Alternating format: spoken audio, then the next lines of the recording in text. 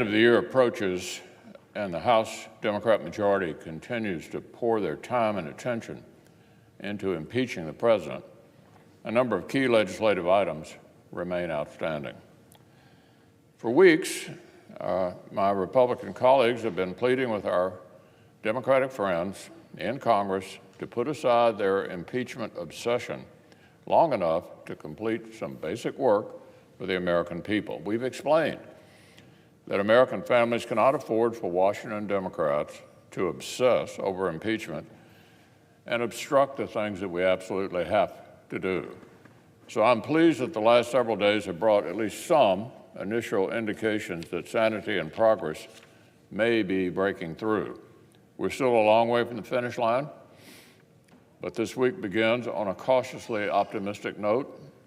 It appears that Democrats' willingness to block these basic governing items may be finally giving way. The National Defense Authorization Act is our annual must-pass vehicle laying out Congress' plan for addressing military funding and meeting the needs of our service members. It's a responsibility that this body has discharged in a bipartisan manner every year without fail for 58 years. That's why it was so disheartening that Democratic leadership in both the House and the Senate broke with tradition and used this year's NDAA process to insist on all manner of partisan items, including non-germane domestic policy changes.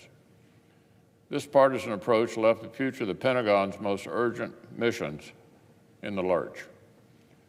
So I'm encouraged that bicameral negotiations with participation from the White House reached a conclusion last week. Most of the partisan demands predictably fell away. The result is not either side's ideal bill, but it's one that should be able to pass both chambers under the circumstances.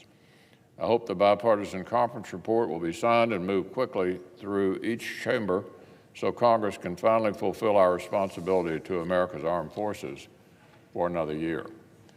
And then there's the appropriations process, another fundamental responsibility which, for the good of the nation, is historically approached with a bipartisan willingness to find common ground.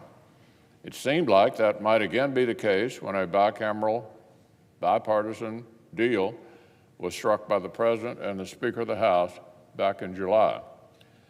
But then, when negotiations resumed in earnest back in September, some of our Democratic colleagues realized they weren't really ready to part with partisan poison pills. They ignored their own agreement, and months of stalemate ensued. Fortunately, our appropriators are working hard to salvage the process. Last month, Chairman Shelby and Chairwoman Lowy and our other colleagues reached a deal on subcommittee allocations. And I understand that their hard work continued in earnest over this past weekend with the goal of producing bills that both chambers could consider before the end of this year.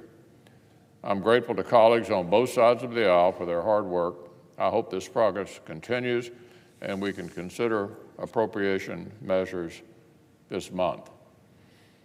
Now, there's still one more major piece of bipartisan legislation awaiting action by House Democrats. For months, Speaker Pelosi and House Democrats have been slow-walking President Trump's landmark trade agreement with Mexico and Canada. Month after month, House Democrats kept 176,000 new American jobs in limbo. But finally, after weeks of a full-court press from Republicans in the House and the Senate, we're seeing hopeful signals that Speaker Pelosi's months-long stalling campaign may at long last be coming to an end. Reports suggest the Speaker may finally allow the House to vote in the near future. For our country's sake, I certainly hope so. So, Mr. President, what has been true for months is especially true now that time is short. It is going to take bipartisan collaboration and hard work for any of these outstanding legislative priorities to become law.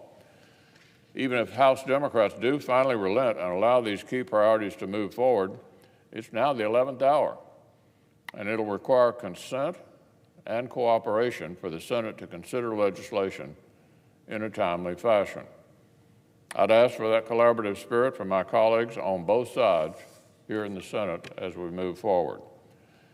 We Republicans have been ready and eager for weeks to legislate on these key priorities. I hope these reports are accurate, that leading Democrats may finally be willing to let Congress govern, and I hope we can move forward at a brisk pace and in a bipartisan way.